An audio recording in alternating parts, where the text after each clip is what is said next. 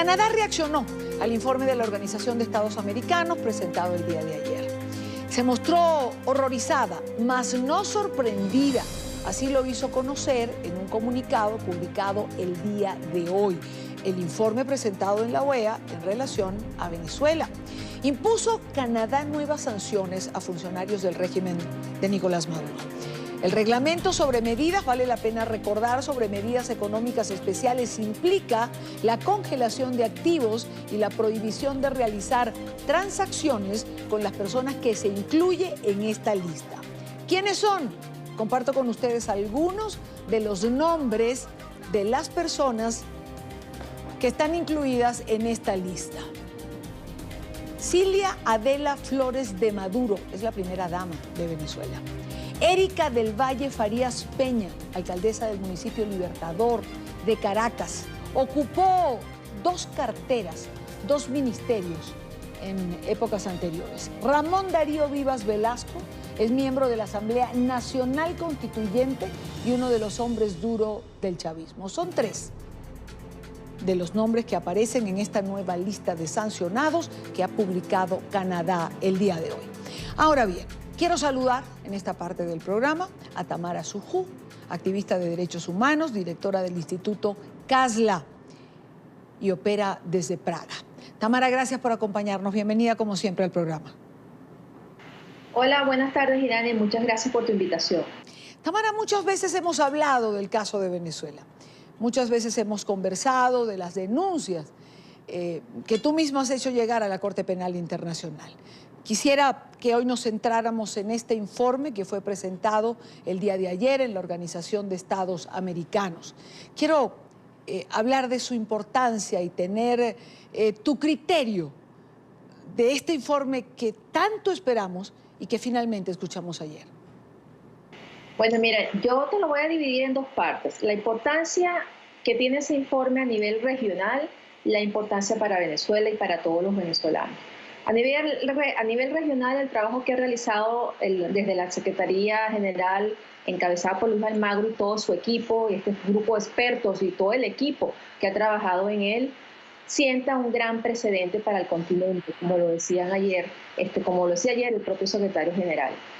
Que el continente americano sepa que desde la Secretaría se puede investigar crímenes de lesa humanidad en cualquier país que forme parte del Estatuto de Roma y que no se puede permitir que lo que ha ocurrido en Venezuela vuelva a pasar en cualquier país del continente, como te digo, como repito, que forme parte del Estatuto de Roma, sienta para la historia regional, para la historia americana y estoy segura que para la historia mundial, porque no ha sucedido en otro organismo internacional, un precedente súper importante en la protección de las personas, en la protección de la gente que forma parte pues, de cada país.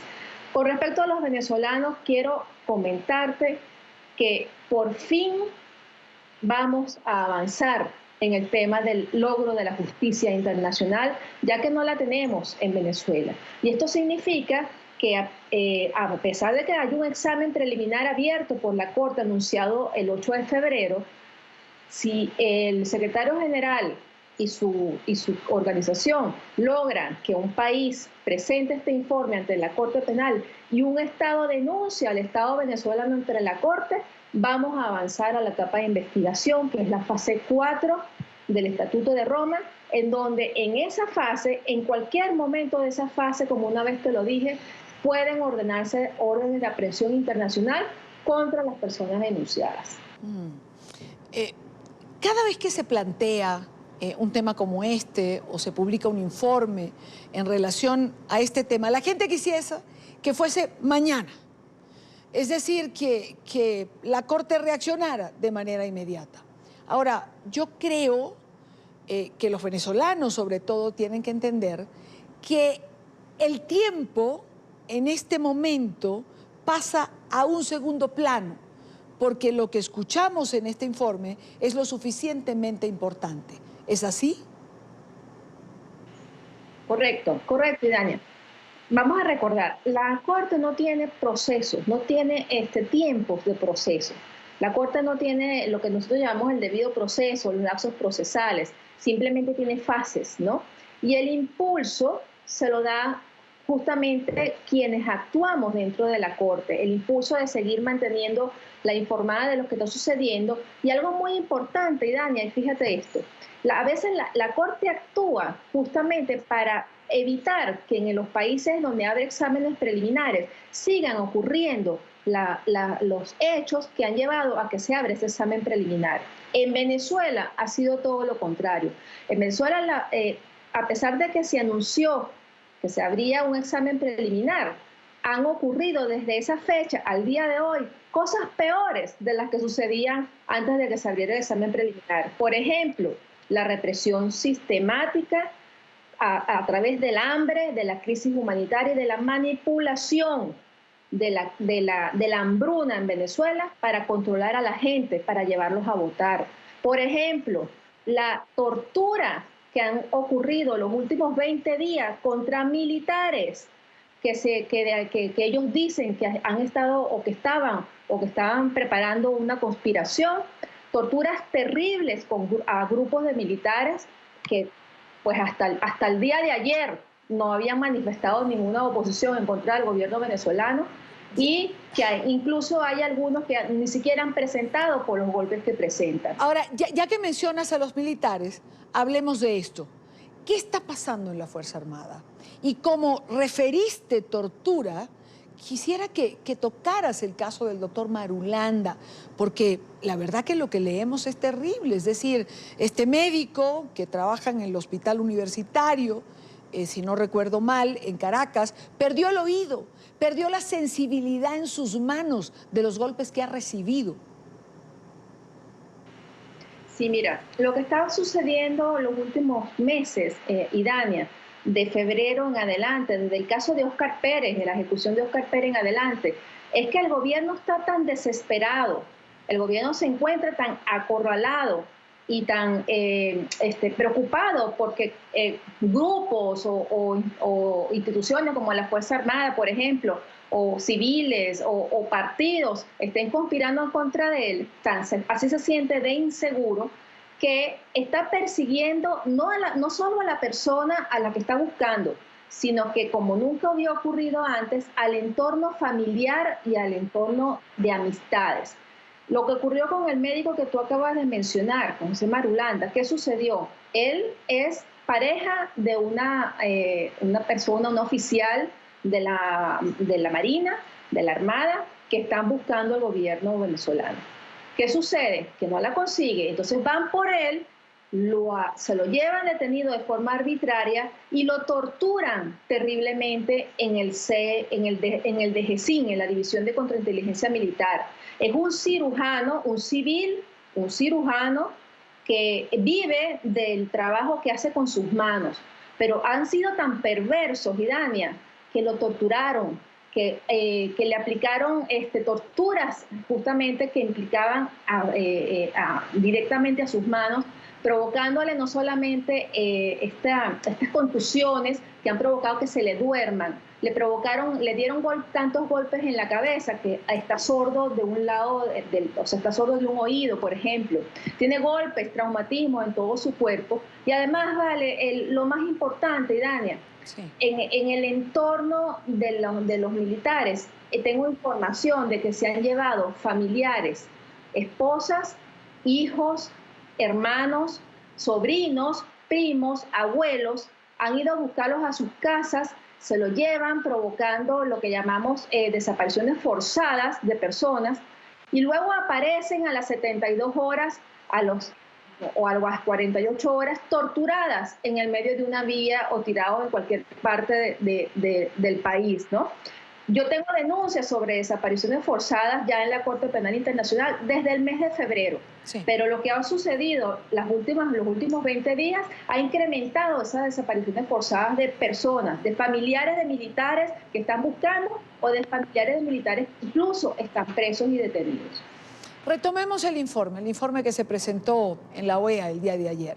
Vayamos al punto de los nombres que existen o se dan aquí como responsables directos, donde por primera vez, creo, no recuerdo que hayan aparecido en otro lado, Delcy Rodríguez y Jorge Rodríguez.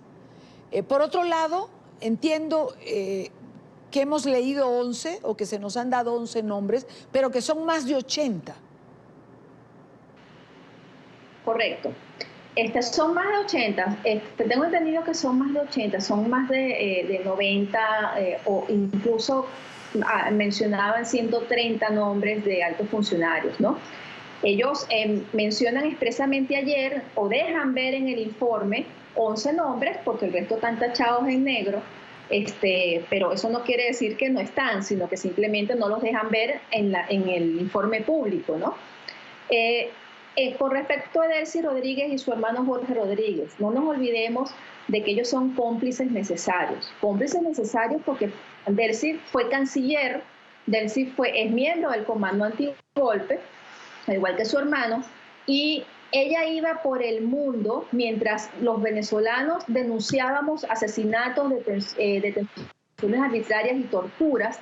Ella iba por el mundo ante las instituciones, ante la OEA, ante la ONU y donde quiera que fue, negando lo que estaba sucediendo en Venezuela. Además negaba la crisis humanitaria que estaba sucediendo en Venezuela y todos los crímenes que se estaban cometiendo. Ella es cómplice necesaria del gobierno venezolano para mentir, para negar eso, y además forma parte del Comando Antigolpe. En cuanto a Jorge Rodríguez, bueno, ¿qué te puedo decir, no? Es decir, no solamente son inductores de los posibles crímenes de lesa humanidad, sino que además son cómplices por no haberlo denunciado y por omitir, por callar y por simplemente falsear la verdad de lo que estaba sucediendo.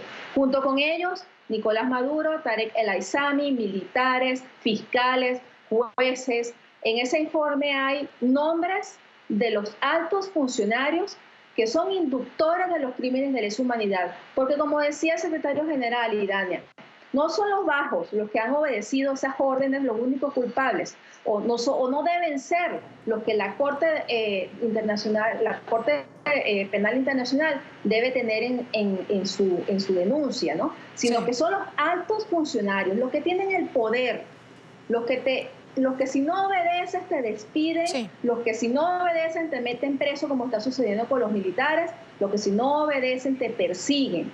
Esos son los inductores de los crímenes de lesa humanidad y son los que están denunciados ante la Corte con nombre y apellido, porque no olvidemos que la justicia penal es personal, es individual. Una última pregunta quiero hacerte. ¿Hay esperanza, Tamara, de que los culpables de tantos delitos atroces que se han cometido en Venezuela paguen sus culpas en algún momento?